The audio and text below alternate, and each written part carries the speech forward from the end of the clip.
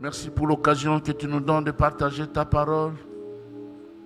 Te prions de la bénir, Seigneur, sur nos lèvres et dans nos cœurs. Et que ton peuple soit béni par elle. Au nom de Jésus. Ai-je ainsi prié. Amen.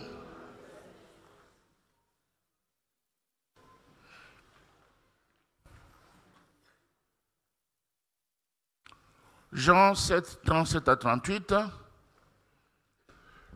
Et puis Acte 2, 1 à 4.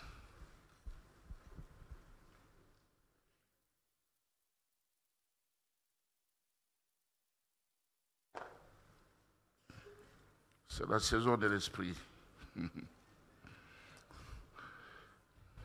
Le dernier jour, le grand jour de la fête, Jésus se tenant debout, s'écria, si quelqu'un a soif, qu'il vienne à moi et qu'il boive. Celui qui croit en moi, des fleuves d'eau vive couleront de son sein, comme dit l'Écriture. Acte 2, 1 à 4.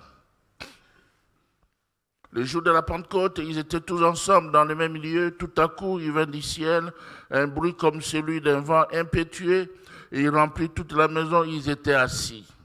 Des langues semblables à des langues de feu leur apparurent, séparées les unes des autres, et se posèrent sur chacun d'eux. Et ils furent tous remplis du Saint-Esprit, et se mirent à parler en d'autres langues selon que l'Esprit leur donnait de s'exprimer. Amen. Bien-aimés dans le Seigneur, pour être un bon chrétien, il faut être pentecôtiste. Il faut être pentecôtiste. Je croyais que j'allais entendre Amen. Est-ce que je suis devant les pentecôtistes, oui ou non? Pour être un bon chrétien, il faut être pentecôtiste. C'est-à-dire, nous devons être remplis de l'Esprit de Dieu. Et le thème de mon message ce matin, c'est l'impact du Saint-Esprit dans la vie du chrétien. L'impact du Saint-Esprit dans la vie du chrétien. Quand le Saint-Esprit vient dans la vie d'un chrétien, les chrétiens ne restent pas les mêmes. Il doit changer. Il y a des choses qui changent en lui. Et de nos jours, nous avons besoin de cet impact. Nous avons besoin de cette expérience. Les apôtres ont vécu cela. Ils ont vécu la Pentecôte. Et beaucoup d'entre nous ont vécu cela aussi. Mais leur vie a été complètement changée. Changée. Qu'est-ce qui se passe-t-il lorsqu'on est baptisé du Saint-Esprit? Lorsqu'on passe par la Pentecôte? Il y a deux choses principales qui se passent. Premièrement, c'est le changement de caractère. Le caractère change. Les psychologues disent que le caractère est inné. Le caractère ne change pas. Mais les théologiens et la Bible nous montrent que lorsqu'on vient à Christ, le caractère change.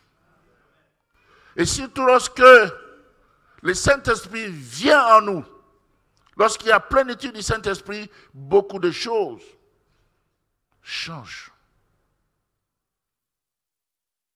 C'est là que nous voyons la science mordre la poussière.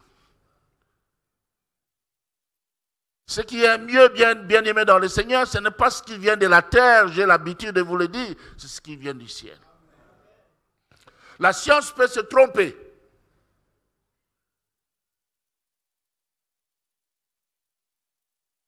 À un certain moment, les scientifiques disaient que c'est le soleil qui tourne autour de la terre. Mais après, ils ont changé. Ils ont compris que c'est la terre qui tourne autour du soleil. Il y a un changement dans les caractères. Ça, c'est la première chose. Et la seconde chose, c'est qu'il y a le changement dans les services.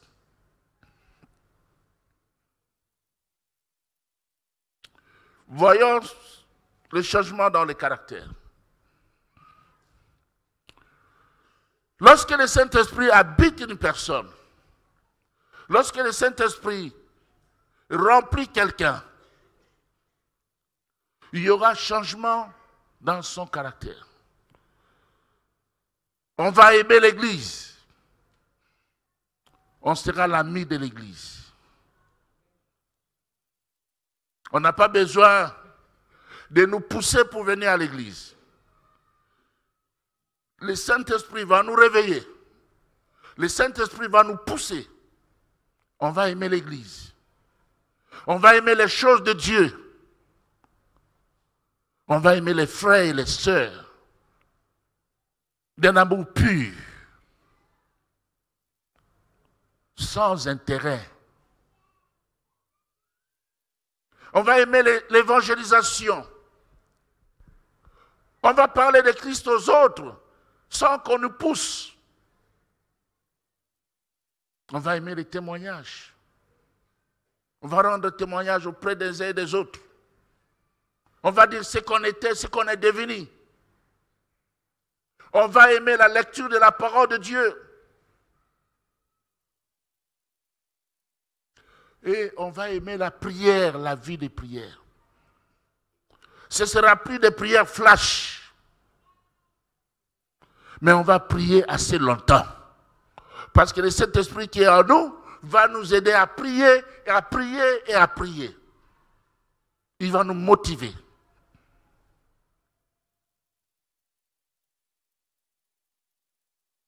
Dans Acte 2, 42 et 46, la Bible dit, il persévérait dans l'enseignement des apôtres, dans la communion fraternelle, dans la fraction de pain et dans les prières. Ils étaient chaque jour, tous ensemble assidus au temple. Ils rompaient les pains dans les maisons et prenaient la nourriture avec joie et simplicité de cœur. Amen. Ça, c'est après la Pentecôte. Après la Pentecôte, les choses changent.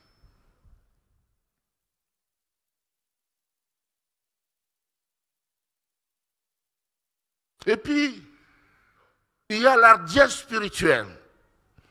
Après la mort de Jésus, les disciples étaient gagnés par la peur. Ils se cachaient. Ils s'enfermaient pour ne pas souffrir comme leur maître, Jésus. Mais à la Pentecôte, tout change. Au beau milieu de leur tristesse, de leur découragement, de leur peur, une certitude les envahit, une puissance les saisit, et ils sont remplis de courage pour annoncer la bonne nouvelle. Ils annoncent la bonne nouvelle avec courage, avec hardiesse. Dans Acte 2, 22 à 24, Pierre le faiblard, le peureux, devient audacieux. Et écoutez ce qu'il dit. Homme israélite, écoutez ces paroles. Jésus de Nazareth, cet homme à qui Dieu a rendu témoignage devant vous par les miracles, les prodiges et les signes qu'il a opérés par lui au milieu de vous, comme vous le savez vous-même. Cet homme livré, selon les desseins arrêtés et selon la préscience de Dieu, vous l'avez crucifié. Là, il s'adresse au bourreau de Jésus. Vous l'avez fait mourir par les mains des impies. Dieu l'a ressuscité en le délivrant des liens de la mort, parce qu'il n'était pas possible qu'il lui fût retenu par elle. Amen. Quel courage! Le même Pierre qui a dit, hey, je ne le connais pas. Jésus là, moi je ne le connais pas. Ce n'est pas moi. Mais après la Pentecôte, Pierre tient un autre langage. Il parle avec courage devant ces gens. Peu importe ce qui peut arriver, mais je parle. Il était prêt à mourir comme son maître.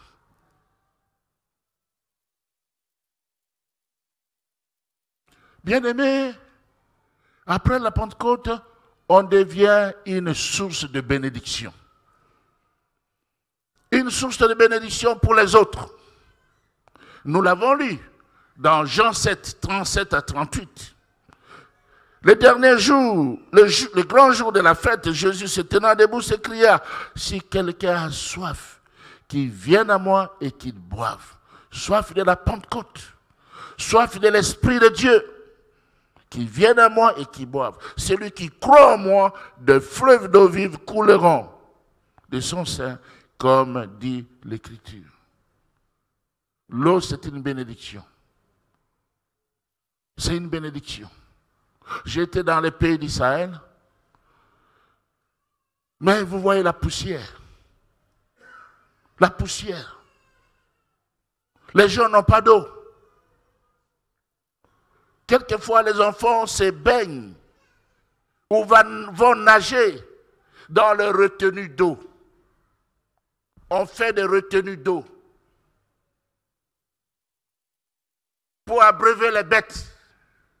Mais quelquefois, les enfants vont là-bas se baigner ou nager. Quand il n'y a pas d'eau, c'est la sécheresse. L'eau, c'est une bénédiction. L'eau, c'est l'image de l'Évangile. L'eau, c'est aussi l'image du Saint-Esprit.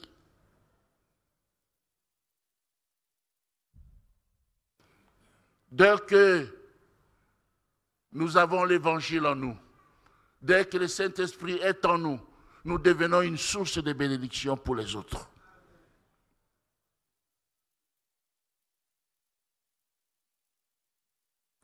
Vous voyez, bien-aimés, les caractères, quand les caractères changent, ça débouche sur le comportement. Sur le comportement.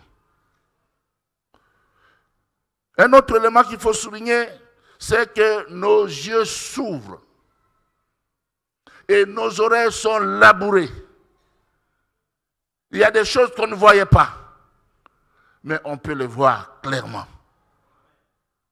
Il y a des choses qu'on n'entendait pas. On peut les entendre. On peut les entendre. Parce que Dieu ouvre nos yeux. Il ouvre nos yeux.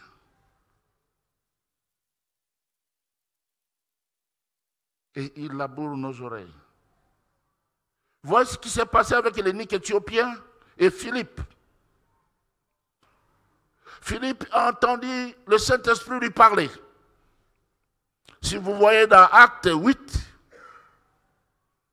29 à 31, la Bible dit, l'Esprit dit à Philippe, avance et approche-toi de ces chars. Philippe a couru et a entendu l'Éthiopien qui lisait le prophète Ésaïe. Il lui dit, comprends-tu ce que tu lis? Il répondit, comment le pourrais-je si quelqu'un ne me guide? Et il invita Philippe à monter et à s'asseoir avec lui. Philippe obéit aux impulsions du Saint-Esprit. Un ange vient, il lui dit, tu quittes la Samarie. Tu quittes la Samarie. Et pourtant, il se faisait des miracles, des prodiges.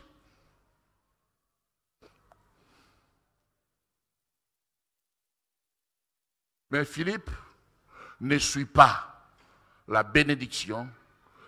Philippe suit celui qui bénit. Il suit la parole de Dieu, de l'ange.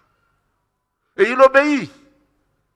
Et quand il obéit, il est à côté maintenant, il est face à l'eunuque éthiopien qui venait de Jérusalem pour adorer Dieu. Je ne sais quel Dieu. Il est allé adorer le Dieu qu'il ne connaissait pas. Mais au retour, il rencontre Philippe. Et l'Esprit lui dit, avance. Ah, ça j'aime. J'aime que l'Esprit parle ainsi. Avance, approche-toi de ce char. Et nous voyons même Paul, dans Acte 13, alors que les gens, l'église d'Antioche était en train de prier, l'Esprit dit, mettez-moi Paul et Barnabas pour l'œuvre à laquelle je les ai appelés. Alléluia. Le Saint-Esprit parle.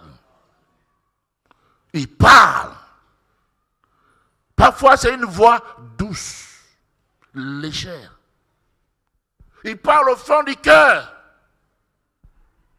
Et ça, c'est l'œuvre de l'Esprit. Il parle. Le Saint-Esprit nous ouvre les yeux. C'est vrai qu'il y a les parler en langue, mais il y a plus que cela. Nos yeux s'ouvrent. Parfois, celui qui te fait du mal n'est pas loin de toi. Il est seulement à côté. Mais tu ne sais pas le détecter. Tu ne sais pas l'identifier. Le jour où le Saint-Esprit entre en danse, tes yeux s'ouvrent grandement. Tu te dis, mais c'est ce monsieur. C'est cette dame. C'est cette dame. Nous avons besoin du Saint-Esprit. Alléluia. Nous avons besoin de lui. Sans lui, nous ne pouvons rien faire. Nous ne sommes pas pentecôtistes pour rien. Nous devons expérimenter ces choses.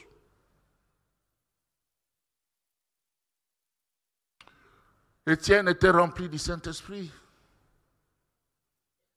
Alors qu'on s'apprêtait à le tuer, il a vu le ciel ouvert. Et il a crié, je vois Jésus assis à la droite du Dieu le Père. Le Seigneur peut t'ouvrir les yeux pour voir des choses que tu ne voyais pas. Et ça, c'est facile. Alors, recherche la plénitude du Saint-Esprit. Le Saint-Esprit a un impact dans la vie d'un chrétien. Tu ne resteras pas le même.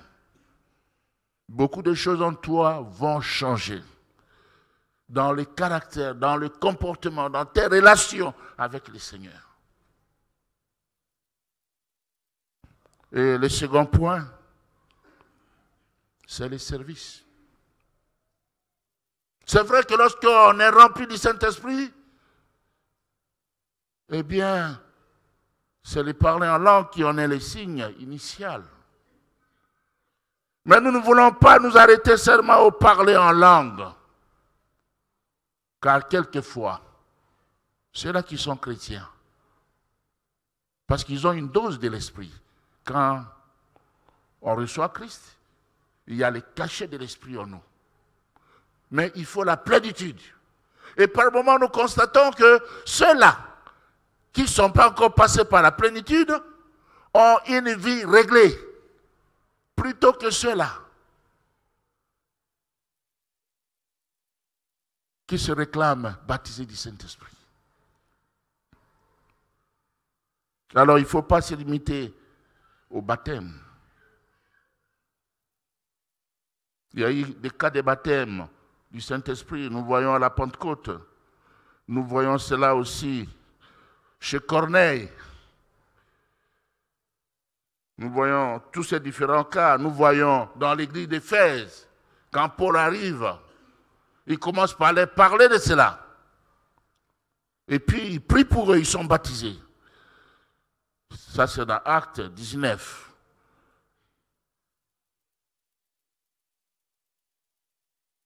Mais les baptêmes du Saint-Esprit nous équipent pour le service du Seigneur.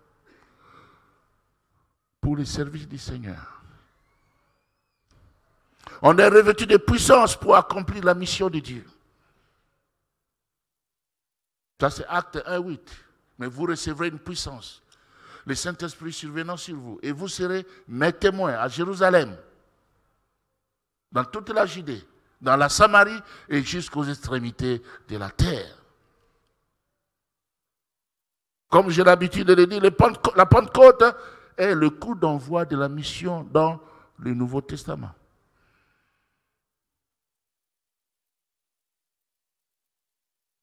Le coup d'envoi de la mission.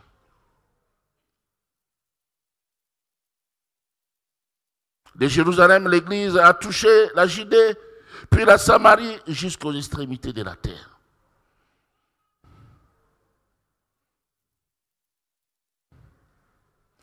Et bien-aimés dans le Seigneur, le Saint-Esprit nous accorde la puissance pour faire des choses au-delà de notre capacité.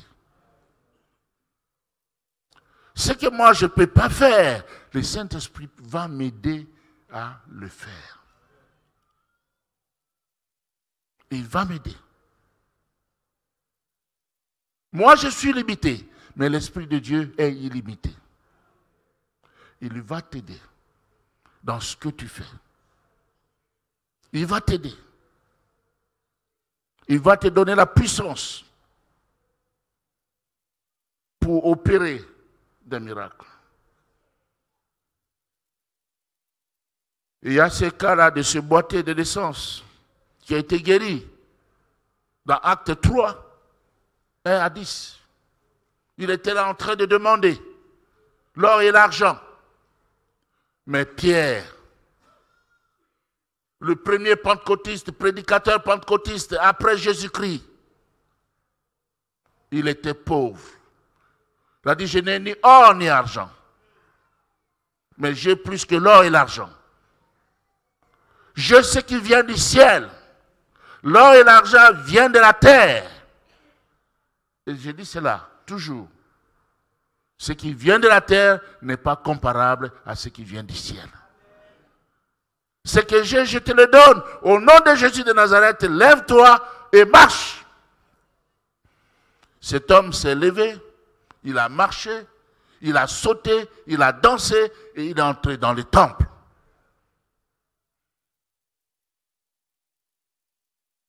Ça, c'est l'œuvre du Saint-Esprit. Ça, c'est après la Pentecôte. Mais avant la Pentecôte, on les envoyait en mission. Mais quelquefois, ils étaient incapables de guérir quelqu'un. Ils étaient incapables.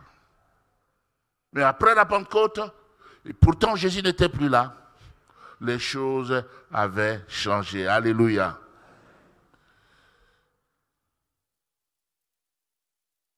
Les choses avaient changé. Un jeune homme dans un village avait réuni les gens pour prier sous un arbre. Et il a fermé les yeux. Les gens étaient là, sous l'arbre. Il priait. Et quand il ouvre les yeux, il regarde en haut, il voit un serpent qui le regarde. Et il prend courage. Et il dit, toi serpent, au nom de Jésus, sois consumé par le feu. Le serpent est tombé de là et ce serpent était brûlé. Il était au village, mais il croyait en Dieu. Il avait la puissance du Saint-Esprit.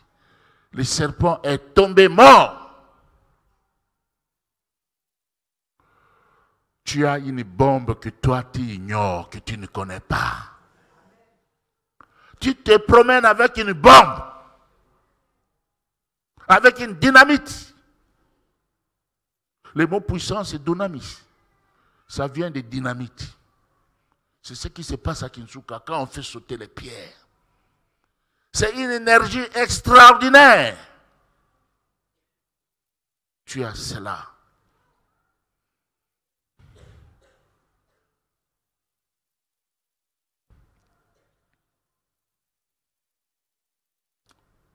Le baptême du Saint-Esprit nous accorde la puissance pour opérer des miracles, pour faire des délivrances, pour délivrer des gens de possession démoniaque. Et il y a plusieurs cas dans la Bible.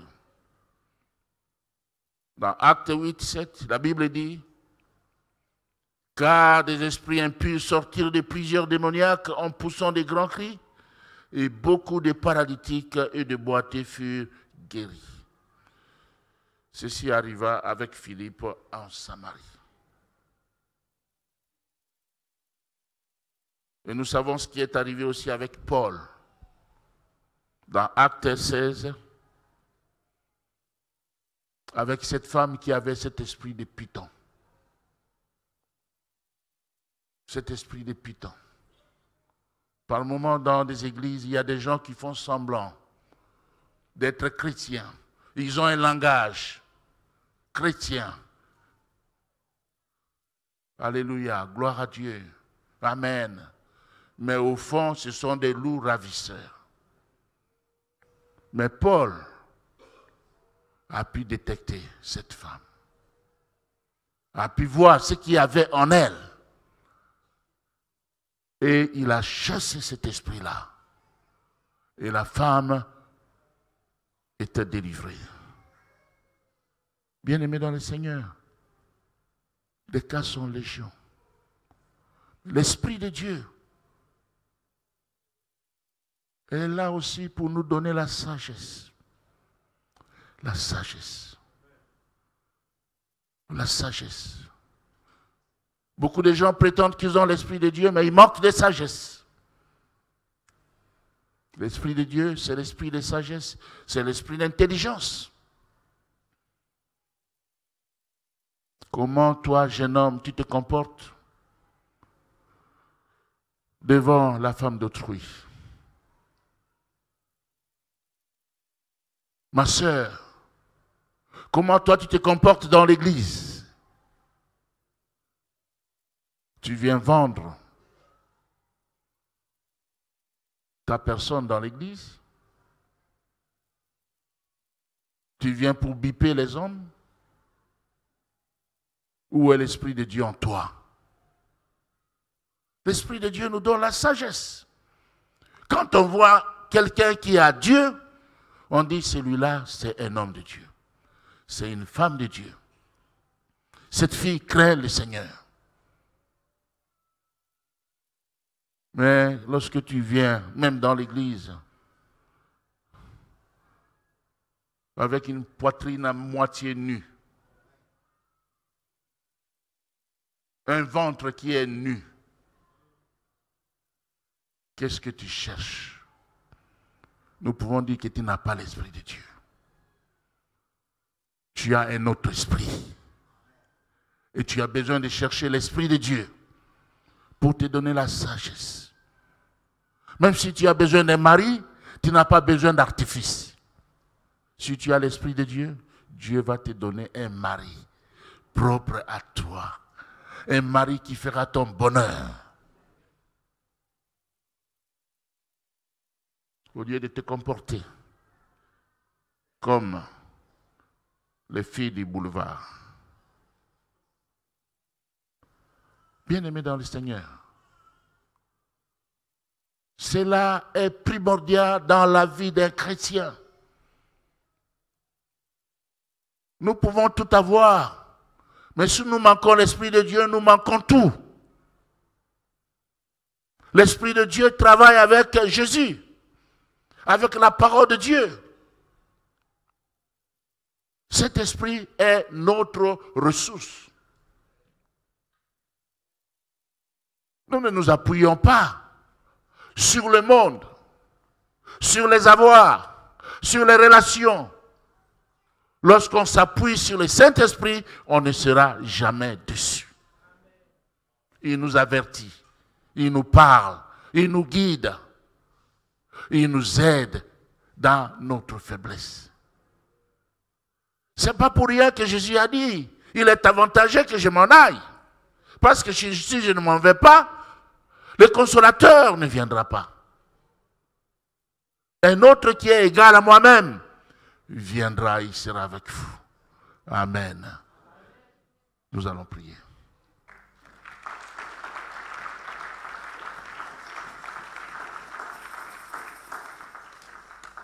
Nous voulons prier. Avant le Saint-Esprit, il y a la repentance.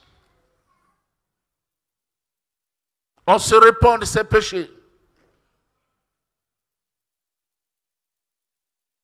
On reçoit Jésus-Christ comme Seigneur et Sauveur de sa vie.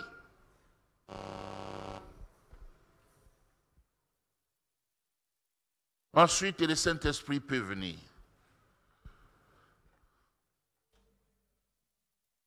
C'est comme de l'huile, la crème. Avant d'appliquer la crème sur son corps, on doit se laver avec du savon. Et le sang de Jésus est comme notre savon. Cela nous purifie de toute iniquité. Après, le Saint-Esprit peut venir. Il voit la disposition de notre cœur. La disposition de notre cœur. Il voit si on a soif de lui.